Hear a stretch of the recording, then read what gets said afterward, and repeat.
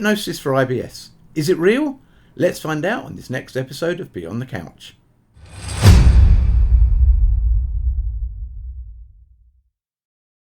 IBS. And today I welcome Helen Wyre, a hypnotherapist and IBS specialist, and she is going to tell us all about hypnotherapy for IBS. So Helen, over to you. I'm a hypnotherapist specialising in what I call all things anxiety related, of which IBS is a huge part of that. I can do a stop smoking thing. Do I know? I tend to refer on to colleagues because I'm busy enough doing what I'm doing, and that's my passion. So I work in person in my local town. Usually they're sort of mornings or whatever, and then I'm online anytime from really about 4 till 6, something like that, because I've got clients all over the UK, all over the world sometimes. So yeah, keeps me very busy. So where is your local town if people want to come and see you? Ipswich, Suffolk. Oh, you're up in Carl Smith's area. Yeah. Not too far from there. We bump into each other in a little town in Framlingham sometimes Yeah. because it's a place where we go for a walk and it's suddenly, hello, I recognise you. Yeah, Carl gets mentioned on a few of these podcasts. So why IBS? Why did you choose that? I didn't choose it. Oh, why did it? How did IBS choose you? Okay. So when I first started practicing, which is 8 years ago, literally probably almost this month, I would think. No, March. So I'm a little bit, a few days early. I started out, and everybody kept saying all the advice from, experienced hypnotherapists and all the rest of it was, Helen, you need to specialize. And I was thinking, okay, well, in what? Because I didn't really have any idea what that looked like, what I should do. So I literally just thought, well, I used to be a primary school teacher and I taught all the different subjects. So specializing in one felt a little bit odd. Same within hypnotherapy, specializing in just one thing felt a little bit odd. So I thought, well, I'll just give it a go and just see what floats my boat and all this sort of stuff. And probably about a year or so in, it's difficult to remember specific time spans or something, but I suddenly remembered thinking, hang on, I'm doing more and more of just the same thing, which tended to be anxiety, fear, and phobias. But then I started noticing that people who'd come to see me for anxiety, when I said to them after we'd finished working together, and it was like, okay, well, this is really great, you're in a good place. And more people started saying to me, yeah, it's really good. Not only has the anxiety gone, but a lot of my IBS symptoms have gone as well. They'd never even told me they'd had IBS in the first place. And I thought, well, there must be some kind of connection, some kind of, here. So where I initially trained, I remember just sending them an email or perhaps had a phone call. And they sort of sent me loads of information about there's quite a famous NHS doctor, Peter, and I never know how to pronounce his name, Peter Warwell, I think or Warwell, one of the two anyway. And he's up in I think could be Manchester or somewhere like that. And he was one of the first ones in the NHS to say this is a really big thing, to help people. And there's loads and loads of scientific evidence and all this sort of business. And he wrote his own, I don't know, protocol, I suppose you'd call it. And I remember looking through that and thinking, crikey, that seems a lot of sessions. It was between 12 and 18 sessions. And then I thought, well, actually, he's a doctor first and a hypnotherapist second. I think I can start, I've noticed that I don't work with people for anywhere near that amount of sessions, and I'm getting results almost without realizing because I didn't even know they'd got IBS. So when I then started targeting that specifically, well, hey ho, guess what? We had even better results than we'd had before. So that's kind of how it all started. That's amazing. I love the fact you said that you were solving people's problems that they hadn't told you they had. Yeah. Because and I'm sure you must know as well that often happens when people will say to you afterwards, well, not only am I, as you say, perhaps you do not smoking, but not only am I not smoking, but also, and I think that's one of the I think with hypnotherapy, it's quite amazing how it's a bit like I would say the domino effect. When you stack Yeah. up a load of dominoes, you make a change in one area, but it's bound to make a change in other areas. Yeah. Well, I It mean, has it has positive side yeah. effects. Yeah. We always say the issue's not the issue. Whatever is causing what's presenting. So people come to us telling us their symptoms, not the causes. Yeah. And And that's that, exactly how I explain yeah, to people. I said, you've come in with this, which is the symptoms. And yes, of yeah, course they will go. But once I mean, I say I'm a gardener. I play at gardening because I don't really know what I'm doing, but I have lots of fun out there. And I always think of it a bit like, the roots of a weed or anything yeah, like that.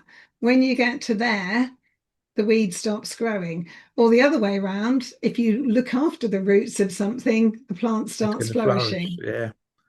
Yeah. And I think it's great that you do special. I mean, I've always struggled in.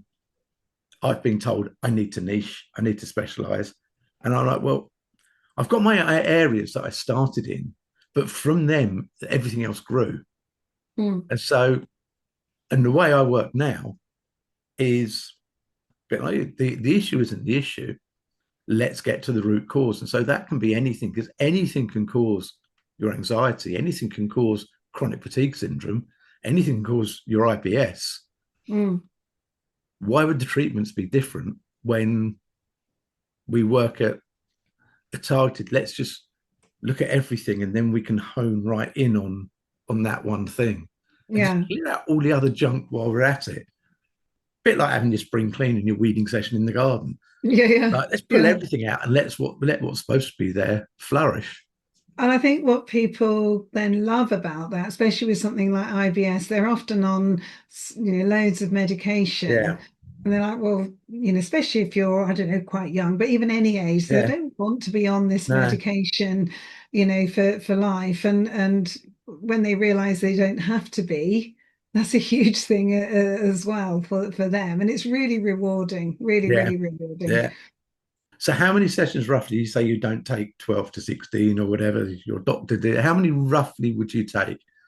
I always say to people, we start with five, and the first three are relatively close together, and then we start spreading out. Often the last two, we don't. Often it can be a couple of months apart because I want the person to feel really confident. It's not just a one-hit wonder, Yeah, it's a long-term change for them, and it gives them that confidence, sort of thing. Sometimes people go, well, that was absolutely great. Now I've got this. Now can I see you for yeah, something applying or something yeah, like that? So we might schedule yeah. something else in. But So I mean, it must have been about 4 or 5 years ago when I went to your very first talk about IBS. And I found that absolutely fascinating because obviously when I got involved in it back in 2015, it was very specific to very different things. Like you did one thing for that and one thing for that and one thing for that. And over the years, I've learned that's not the case. mm, And obviously, I worked in areas that intrigued me and interested me and were personal to me. But IBS found you through luck more than anything. well, I think also, and I cannot remember the exact numbers. I know Anthony Jacquin can just quote them just like that off the top of his head, sort of thing. But I think it affects a huge proportion of the Yeah, population. And so sometimes when you've worked with one person, then they tell they'll somebody refer on. else, and Yeah, then they, sort of thing. yeah, And that's where most of my people come from because I'll be really honest, I don't really know how to market, so I kind of don't, but it's usually yeah, all word of mouth. yeah. And also I know NHS they're not supposed to, but I know for a fact that they say they're allowed to say hypnotherapy is really good for IBS. But I think when people in front of me, they'll say, I think, oh, we'll go and see Helen Wyre, she's really good, or Yeah. something like that. So I do get that from the Yeah. local hospital too. Oh, So that's good because I know I've referred a few people over to you, yeah, and thank you. good. Well, I say your presentation was just like I'm not the sort of person who will just take on anyone. Like, I will take on those that I really believe I can help. And I'm glad also you said IBS linked with anxiety, because so many issues that anyone watching or listening have are related to anxiety, whether you realize it or not. I can't stress this enough to everyone. Anxiety is the root cause of so many things. And finding the cause of that anxiety is really the key to unlocking it. One of my best friends suffered chronic fatigue syndrome for years and years and years. And I think we had about a half-hour chat on Zoom one night, and got rid of it like completely and never came back. Yeah. It's just the realization of how powerful what we do is. And I say what we do, we're all hypnotists or hypnotherapists. So I'm going to ask you a question that I've asked everyone, and I know you haven't been pre-warned on this. So no, in your mind, if I came to you as a client and sat in front of you and said, so what is hypnosis? Explain it to me. Oh, Graham, that's really cruel on a Wednesday afternoon when I haven't prepped for this. I would just say to them, it's something we go into all the time, where that daydreaming state, or that the classic one people talk about is that highway hypnosis, where you're driving somewhere and you get to the end and go, how did I get there? And all this sort of business.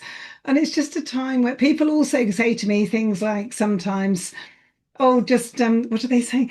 Put me under or something. And I said, well, I don't believe there is no under as such and all this sort of stuff. I said, you can do it wider awake with your eyes open. There's no compulsion for swinging pendulums, watches, or all this kind of stuff, unless it's something that you want me to do, and then you have to pay extra for that. Yeah, I have to pay extra for the props. And as the props I see behind you there, the hypnotist's favorite little toy, the expandable. I know, that's so, because people like something visual. Then under times people say to me something along the lines of, well, I imagine that sometimes, I think, oh, that's just my amygdala doing this, that, and t'other, and all the rest of it. And that can be really helpful as you're making. So would you like to give a little demonstration with your expandable? With my expandable? Yeah. Well, I just normally talk about, and I say this is a model, because there are so many different models, of course they are, and I talk about the way the mind works, the conscious mind, the unconscious mind. But I laugh and say, if you were to ever have brain surgery and said to the surgeon, go and find my unconscious mind, of course they can't, but it just gives a bit of a clue of what's going on, just an explanation, because for some people that can be really helpful. Because a lot of people, well, two things, they have no idea how like the mind works. And I usually say to them, hey, look, I did a history and English degree. I'm not scientific, I'm not medical, but it's a very simple explanation. And also they don't realize with IBS, the connection between the mind and the gut. Yeah. So this is quite a nice gut little brain, haven't we? So little model to talk about. And I usually say to them, when we say this is your amygdala and it sits about here, just from the bridge of your nose up in joining the two sides of the brain together, because the one side is that logical thinking brain, the one that I'm thinking when my Zoom keeps going down at the moment, what's going on here then, if I not plugged a cable in correctly, all that kind of stuff. And then the emotional brain, which is firing off all the time, because we're not working in isolation. Otherwise we'd be computers, would be robots, obviously. So they're both working at the same time. But when we get anxious, now 3 weeks ago, I had to do an emergency stop really quickly, because a little lad, he was about, I don't know, 5, something like that, came off the pavement on his little tricycle in front of me. Now, I would be lying if I said my heart wasn't in my mouth there, but that's what I call good anxiety, to keep me and him protected. This would have gone like that immediately. You go into that fight, flight, freeze. So all those things are going ahead there. But then the mind pattern matches. So each time we get different situations, it's going up and down. And in the end, it thinks, too much like hard work here. I need to keep, say it's you, Graham, on high alert, because there's obviously lots of threat and danger out there. It doesn't need to know whether it's rational, all this kind of stuff. Of course it doesn't. It just stays it here, keeping you like looking out for threat and danger because it thinks that's the best way then to keep Yeah. you safe if you're on high alert. And so I always say to people, what our job together is to get that reset. Yeah. Because then we keep the stuff, as I say, we desperately keep the stuff that keeps you safe and protected. But the words that I use probably over and over again, irrational and unnecessary stuff. Yeah. Because, you know, I've got people going, oh, I can't even walk down the road in case I know that there's not a toilet available or something like that, you know, rather than going, oh, there'll be somewhere I'll be able to go, you know, sort of thing. So that's kind of the little way I explain it. And I always say, we were born with it because it goes back to dinosaur days, you Yeah. know, saw a dinosaur, fight, flight, freeze. But the left hand side, that sort of rational brain closes down. It doesn't Yeah. want you standing there. Herbivore, carnivore, because it could eat Yeah. you by that Yeah. point. All it's going is get to safety and do it right now. Yeah. So that's kind of how it all works. And that vagus nerve that goes from the back of the brain and into the digestive system, that picks up the most minute changes of adrenaline and cortisol. Well, Yeah. they're the main fight, flight, freeze Yeah. chemicals that leak into the gut because they sit just on the adrenal glands, sit just on top of the, well, this is my basic Now you go for it. anatomy, on top of the kidneys and leak out that adrenaline and cortisol in there. And I often laugh and say that the vagus nerve is a bit like the internal Wi-Fi Yeah. between your gut and I think that's an your excellent way of brain. explaining it. Well, that's really Yeah. kind of what it Yeah. is.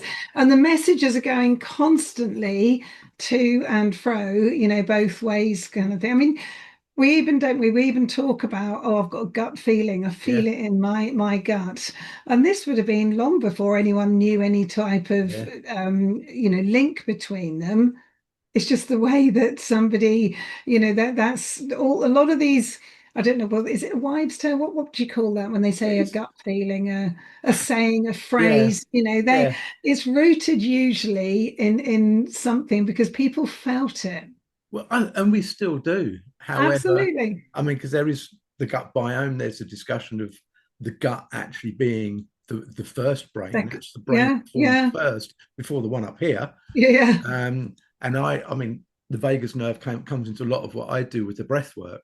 yeah, yeah, Because the vagus nerve, it connects the back brain stem all the way down the spine, your heart, your lungs, your kidneys, your liver, your stomach, all your organs. And it is that sort of, that's the main hub. It's the superhighway, as it were. I love using props and I love using metaphors because if we can explain to people how we're going to fix them, and well, we're not going to fix them, how we're going to help them fix themselves. and people don't, in my experience, people need and want a basic Yeah. understanding, you know, but the bottom line is this going to work? Well, Yeah. can you help me? Is this going to work? Please help me, you know, sort of And thing. occasionally, will it Um, hurt? yeah, yeah, I've had yeah, that a few times. Will yeah, it yeah, hurt? yeah. Only emotionally for a short while. Yeah. But I mean, I love that you, because I mean, I ask everyone that question about what is hypnosis, and we all have different, because we all have our own belief, because no one actually knows. This is a state of mind. It's nothing magical. I mean, you use the long journey on the car, which I think I've got that on my website as an explanation of it, or being engrossed in a book. Yeah. If you get so engrossed into a book that you're reading the characters and they have different voices in your head as you're reading them, and you get emotions come up and feelings from what you're reading, the author has hypnotized you by words. We just do the same, but with our voice. And it's I, one of my perfectly natural, one of perfectly my natural. ones because I don't know about you. Sometimes, so we were my husband and I were at a Christmas party. Back at the end of it was one of the first ones, so probably end of November or something like that. It wasn't somewhere where I knew that many people, but so inevitably, it's like, oh, hello, who are you? How do you know? You know, the host. Yeah. What do you do? And sometimes, you just know that as soon as you say, I'm a hypnotherapist or something like this, oh, hypnotize me or make me do something or Yeah. whatever. And sometimes I do it, sometimes I don't. And I wasn't in the mood that night. And so they said to me, oh, what do you do? And I just said, oh, it's really simple, really. I just help people imagine things differently. And then I remember thinking, actually, I really like that because it's Yeah. true. That's really, in Yeah. essence, they've got themselves caught into imagination about the past, about the present, about the Yeah. future, all these sorts of things. And we just help them imagine it Yeah. differently. So I'm Yeah. kind of sticking to that one Yeah. now. Thank you very much for the talk. Really intrigued and interested, and love to learn about your work with IBS. And it's great that someone is out there championing the cause, because there are hundreds of people who are debilitated by it. Mm. And there is a release, there is an outlet. And if you want to be clear of it within a couple of months, just contact Helen Wyre. I'll put my details in this podcast afterwards. Please remember, click subscribe, like and share. She's gone again. Hopefully she's better in person than she is on Zoom. She won't keep walking out the room while she's digging with you. Yeah, I've So, never, hasn't happened before. I don't know what's happened with it today. so as I said, don't forget to hit the like, subscribe. Helen Wyre, thank you very much for your time. You're more than And welcome. I've enjoyed it as much as I have been. Lovely talking to you again. And can't wait to catch up with you soon. I hope we'll bump in at some convention or conference somewhere. Or Well, just run away again. I don't mind. I'll just sit here and talk to myself. I can hear you in the background. You just know that. Yes, no, yes, no, yes, no. There you go. so So, I'm going to have to go and sort that out in a minute. so So, a hypnotist, hypnotherapist who also has mastered the vanishing act. Helen Wyre, thank you very much for your time for the chat. you're more And than welcome. we'll catch up soon. Okay. Okay. Bye. Bye.